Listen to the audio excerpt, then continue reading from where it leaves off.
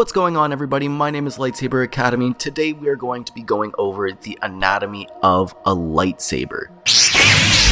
Alright, so lightsaber handles or hilts are usually about 30 centimeters long, give or take. It depends on the preference of the individual who's using it. Some hilts are longer, some hilts are less than half of the length, depending on who you are. Individuals like Master Yoda and Yaddle would use a much smaller, shorter lightsaber hilt because they are much shorter individuals. Whatever they may look like on the inside, most lightsabers contain the same technology within. Now, within each lightsaber, there are effectively the same 6 components. Different lightsabers are going to have different variations of these components, but these are going to be the main 6 components. First off is the energy cell. It's going to unleash the power throughout the entire lightsaber. The energy cell contains all of the electricity and the power that the lightsaber is going to be run through. The energy cell pushes that power through the primary crystal. Now, there are 2 crystals in the lightsaber. The first is the primary crystal. When building a lightsaber, a Jedi or Sith needs to use the Force to carefully line up the energy cell with the primary crystal. A true lightsaber isn't going to be able to be assembled by any type of machine, and only those sensitive to the Force are able to construct one. Next is a focusing crystal. It's a separate type of crystal aside from the primary crystal, but the focusing crystal is going to concentrate and release the energy into a beam. This crystal is going to give the beam its color and unique feel, the characteristics that will determine how the lightsaber moves and vibrates. Alright, so this one's going to come a little bit quickly. There are 2 portions that come almost back to back in this one.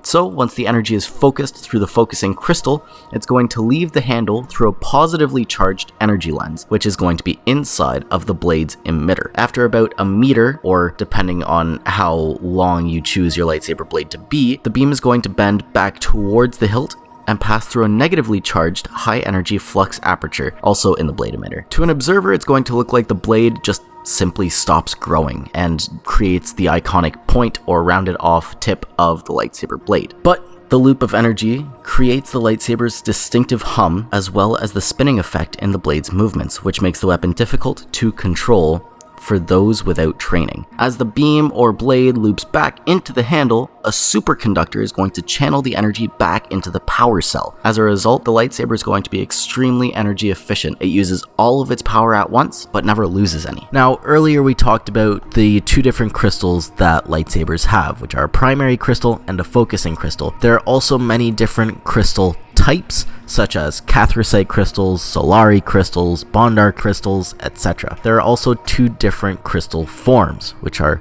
Jedi crystals and Sith crystals. Jedi forge connections between the crystal and the power of the Force through a concentrated application of the Force. To do so, Jedi will enter a trance-like state of meditation in which they feel and respond to the unique call of the crystal. After assembling the lightsaber comes tuning a lightsaber. Lightsabers are an extension of the Jedi's Force awareness. Because Jedi let the Force guide their selection of the crystal, the vibration of the crystal created in the lightsaber blade helps Jedi center themselves and find balance in the Force. In this way, a Jedi can center their attention beyond the distractions of combat. Now, Sith crystals are a little bit different. There are 2 different ways a Sith can create or manufacture a lightsaber crystal. Sith lightsabers are constructed using similar methods, but the underlying philosophy is quite different. Jedi use the Force to flow through them, allowing them to guide their actions. Sith, on the other hand, focus their anger and hate to mold their device. Sith prefer using synthetic or artificial crystals that they craft. To do this, they melt a variety of minerals and acids, which are reformed as a crystalline solid inside of a pressurized furnace.